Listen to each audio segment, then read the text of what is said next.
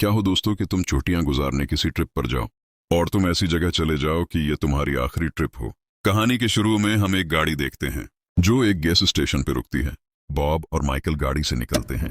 असल में ये लोग अपनी शादी की सालगिरह मनाने के लिए जा रहे थे।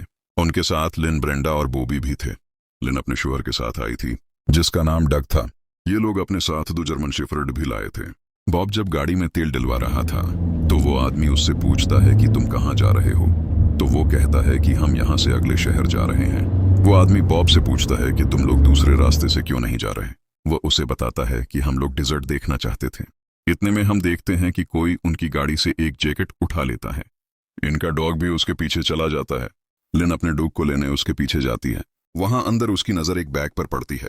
उस बैग के अंदर उसे कुछ मोती और कुछ और कीमती चीजें नजर आई। इतने में वो आदमी अंदर आ जाता है। कुछ बोले बगैर वहां से चली जाती है लिन। वो आदमी बाहर आकर उन्हें उस रास्ते का शॉर्टकट बताता है। अब ये लोग डिजर्ट से होते हुए उस रास्ते पर निकल जाते हैं, मगर ब्रेंडा बहुत बोर हो रही होती है। इसके साथ लिन और डग गर्मी से बेहाल थे। लिन गाड़ी का ऐसे ही ठीक करता है। वही हम देखते हैं कि गाड़ी के पास से अचानक जमीन पे कुछ कांटे निकलते हैं जिससे गाड़ी के टायर फट जाते हैं और गाड़ी पत्थर के साथ टकरा जाती है। सब बच जाते हैं। लकली गाड़ी बहुत ज्यादा टूट गई थी और अब ये लोग आगे बढ़ने के काबिल नहीं थे। वो समझते हैं कि तेज गर्मी की वजह से टायर फटे हैं। अचानक उनके दोनों डॉग्स भी गाड़ी की ट्रेलर से निकलकर भाग जाते हैं, जिन्हें पकड़ने के लिए बॉबी उनके पीछे जाता है। वो उन्हें ले आता है, मगर यहाँ कोई और भी है। वहां डग अपने मोबाइल के सिग्नल्स ढूंढ रहा होता है, मगर यहाँ कोई सिग्नल नहीं होते। डग और माइकल फैसला करते हैं कि ये दोनों मदद बुलाने के लिए जाएंगे। माइकल गन निकाल कर बॉबी को देता है और उसे कहता है कि हमारे आने तक सबका ख्याल रखना। माइकल और लिन दोनों मदद बुलाने के लिए अलग अलग डायरेक्शंस में चले जाते हैं। अब बाकी ये सब मजे से लंच करने के लिए बैठते हैं, मगर अचानक उनका एक डॉग फिर से भाग जाता है पहाड़ी की तरफ, जिसे लेने के लिए वो भी फिर से उसके पीछे जाता है। बॉबी उसे बहुत ढूंढता है मगर वो उसे नहीं मिलता। अचानक उसकी नजर कहीं खून पर पड़ती है। वो इस खून को फॉलो करता है तो देखता है कि उसका डॉग मर चुका है। कोई था यहाँ जिसने उसके डॉग को मार दिया। वो भी अब बहुत डर जाता है और वहां से उल्टे पांव भागने लग जाता है कि अचानक उसका पांव फिसलता है और वो खाई में गिर जाता है और फौरन बेहोश हो जाता है। इतने में हम देखते हैं कि एक लाल कलर की जैकेट पहने रूबी नाम की एक लड़की उसके करीब आती है। ये वही जैकेट थी जो किसी ने उनकी कार से चुराई थी। वही हम दूसरी तरफ डग को देखते हैं जो चलते चलते बहुत दूर आ गया था, मगर उसे अभी तक कोई मदद नहीं मिली थी। उसे वहां एक बहुत बड़ा घड़ा नजर आता है। वो उसके अंदर देखता है तो बहुत ज्यादा गाड़ियां थी, मगर ये सब गाड़ियां नाकारा थी। उनमें से एक गाड़ी के अंदर उसे एक टेडी बेयर मिलता है जिसे वो उठाकर आगे बढ़ जाता है। दूसरी तरफ माइकल चलते चलते उसी स्टेशन पे आ जाता है। वो अंदर जाकर उस आदमी को ढूंढता है जिसने उन्हें वो शॉर्टकट बताया था, मगर वो आदमी वहां न था। माइकल को वहां पर वो बैग मिलता है जिसमें मोती और कीमती चीजें पड़ी हुई थीं। माइकल को इस बंदे पर शक हो जाता है। वहीं अंदर माइकल की नजर कुछ न्यूज़पेपर पर पड़ती है तो वो देखता है कि इसमें न्यूक्लियर टेस्ट से रिलेटेड कुछ चीजें लिखी हुई थीं। अचानक माइकल को बाहर से कोई आवाज आती है तो बाहर आके देखता है तो उसको वो आदमी मिलता है जो शायद नशे की हालत में था और वो बहुत रो रहा था। उससे पहले कि माइकल उससे कुछ खास बात करता, वो बंदा खुद को शूट कर देता है। माइकल को भी फील होता है कि उसके आसपास कोई है जो शायद उस पर नजर रख रहा है। माइकल डरता डरता अपनी गाड़ी में बैठता है, मगर कोई था जो उसकी गाड़ी में पहले से बैठा हुआ था। वो माइकल को बहुत बुरी तरह से मारता है। वो माइकल को बेहोश करके उसे अपने साथ ले जाता है। दूसरी तरफ बॉबी को जब होश आता है तो वो अपने ट्रेलर में होता है जहां उसकी माँ उसके जख्मों पर मरहम लगा रही थी। वो उससे पूछती है कि तुम वहां गिरे कैसे, मगर बॉबी कोई जवाब नहीं देता। अचानक बॉबी को ट्रेलर के आसपास से कुछ आवाजें आती हैं। वो होशियार हो जाता है। सबको अंदर रहने का कहकर खुद ट्रेलर से बाहर निकलता है। बाहर निकलकर वो देखता है कि उसका दूसरा डॉग भी गायब है।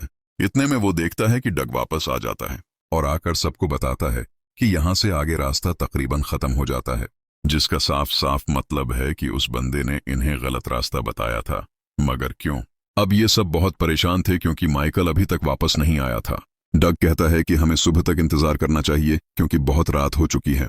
ये कहकर सब लोग सोने के लिए चले जाते हैं, मगर बॉबी को अभी नींद नहीं आ रही थी। वो अपने दूसरे डॉग को ढूंढने के लिए रात को ही निकल जाता है, मगर ट्रेलर का दरवाजा बंद करना भूल जाता है। 2 अजीब और गरीब शक्ल वाले म्यूटेंट्स ट्रेलर में घुस जाते हैं। इधर बॉबी बहुत डर जाता है।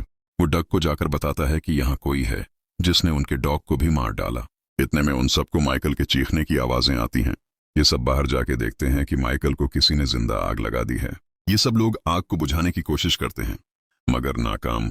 इधर ट्रेलर में 2 म्यूटेंट्स ब्रेंडा को तंग कर रहे होते हैं और यहाँ माइकल ज्यादा जलने की वजह से अपनी जिंदगी की बाजी हार जाता है। यहाँ लाइन को ब्रेंडा की चीखने चिल्लाने की आवाजें आती हैं। वो ट्रेलर के अंदर जाती है। सब देखकर वो उन म्यूटेंट से लड़ने की कोशिश करती है मगर वो म्यूटेंट उसकी बच्ची पर गन पॉइंट कर देते हैं और उसके साथ भी बदतमीजी करते हैं। इतने में बॉब अंदर आती है तो वो म्यूटेंट उसे गोली मार देता है। लिन उन पर हमला करती है मगर वो म्यूटेंट उसे ही मार देता है। गोलियों की आवाज सुनकर बॉबी और डग ट्रेलर की तरफ भागते हैं और बॉबी पीछे से म्यूटेंट्स पर फायर करता है मगर वो बच निकलते हैं। डग ट्रेलर में आकर देखता है कि उसकी बीवी लिन मर जाती है और उसके साथ ही बॉब भी अपनी आखिरी सांस लेते हुए उसी ट्रेलर में मर जाती है। अब पीछे सिर्फ ब्रेंडा, लिन और डग बच्चे थे। अब बॉबी अपने आप से बाहर हो जाता है और उन म्यूटेंट्स को मारने के लिए पिस्तौल निकालता है मगर डग उसे जैसे तैसे करके कंट्रोल करता है। इतने में उन्हें ट्रेलर के करीब फिर से कुछ आवाजें आती हैं। वो समझते हैं कि म्यूटेंट्स फिर से आ गए हैं। वो अपनी गन लेके फिर से ट्रेलर से बाहर निकलते हैं। वो देखते हैं कि उनका डॉग वापस आ गया है। उनके डॉग ने उस म्यूटेंट को मारकर उसका खून ले आया था, जिस पर डग अपनी बच्ची की आवाज सुनता है जिसे म्यूटेंट्स उठाकर ले गए थे। अगली सुबह डग अपने डॉग को लेकर म्यूटेंट्स को ढूंढने के लिए निकलता है। साथ साथ डॉग उसे रास्ता दिखा रहा होता है। चलते चलते वो पहाड़ी के ऊपर पहुंचते हैं जहां उन्हें एक बस्ती नजर आती है। शायद वो म्यूटेंट्स इधर ही रहते थे। डग उस बस्ती में जाता है तो देखता है कि ये सुनसान पड़ी है। यहाँ पे दूर दूर तक कोई भी इंसान ना था। हाँ, इंसान नमा कुछ पतले जरूर थे। एक घर के पास रोने की आवाज आती है तो वो अंदर देखता है तो उसकी बच्ची इसी घर में थी। इतने में एक म्यूटेंट उसके पास से गुजरता है तो डग छुपने में कामयाब हो जाता है। डग अपने डॉग को एक गाड़ी में लाक करके उस घर में चला जाता है। घर में वो एक औरत को देखता है जो झूले पे बैठी हुई थी। वो खामोशी से अपनी बच्ची को उठाकर बाहर निकलने ही वाला होता है कि वो औरत उस पर हमला कर देती है। दूसरी तरफ हम देखते ही बॉब और उसकी बहन डेड बॉडीज को एक कार में डालते हैं। ये म्यूटेंट्स को मारने के लिए उनका एक प्लान था। डग को जब होश आता है तो वो एक बॉक्स में कैद होता है। बहुत मुश्किल से वो उस बॉक्स से निकलता है। वो अपनी बच्ची को ढूंढ रहा होता है कि उसे चेयर पर बैठा एक म्यूटेंट मिलता है। वो देखने में बहुत अजीब था। डग उससे अपनी बच्ची से मुताल्लिक पूछता है मगर वो कहता है कि मैं नहीं जानता कि वो कहाँ है। इतने में बाहर से एक म्यूटेंट अचानक डग पर हमला कर देता है। बहुत मुश्किल से अपनी जान बचाकर डग एक कमरे में छुप जाता है मगर वो म्यूटेंट वहां भी उसके पीछे आ जाता है। वो म्यूटेंट डग के हाथ की 2 उंगलियां काट देता है। डग हिम्मत करके उसके पांव में एक स्क्रू ड्राइवर घुसा देता है और एक कुल्हाड़ी से उसका सिर चीर देता है। दूसरी तरफ हम देखते हैं एक म्यूटेंट डग की बच्ची को मारने वाला होता है। रूबी भी वहां मौजूद होती है। रूबी उस बच्ची की जगह एक पिग को रख के बच्ची को ले जाती है। इस म्यूटेंट को रूबी पर बहुत गुस्सा आता है। दूसरी तरफ एक म्यूटेंट बॉबी को मारने के लिए उसके पीछे आ रहा होता है। बॉबी उस पर फायर भी करता है मगर वो बच जाता है जैसे ही वो गाड़ी के करीब पहुंचते हैं।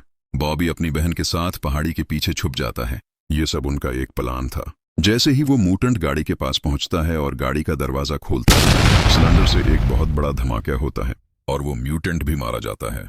दूसरी तरफ हम देखते हैं कि डग रूबी को रोक लेता है और उससे अपनी बच्ची वापस मांगता है। वो उसे वापस देने ही वाली होती है कि डग पर एक म्यूटेंट हमला कर देता है। दोनों में बहुत लड़ाई होती है। डग बहुत जख्मी हो जाता है। वो म्यूटेंट को उसी की बंदूक से गोली मार देता है और अपनी बच्ची को गोद में उठाता है मगर वो म्यूटेंट मरा नहीं था।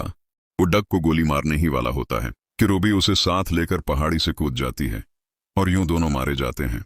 डग अपनी बेटी और डॉग को लेकर वापस जाता है को डग को जिंदा देखकर दोनों इसे गले लगा लेते हैं। Subscribe my YouTube channel by pressing the bell icon to get more entertaining contents.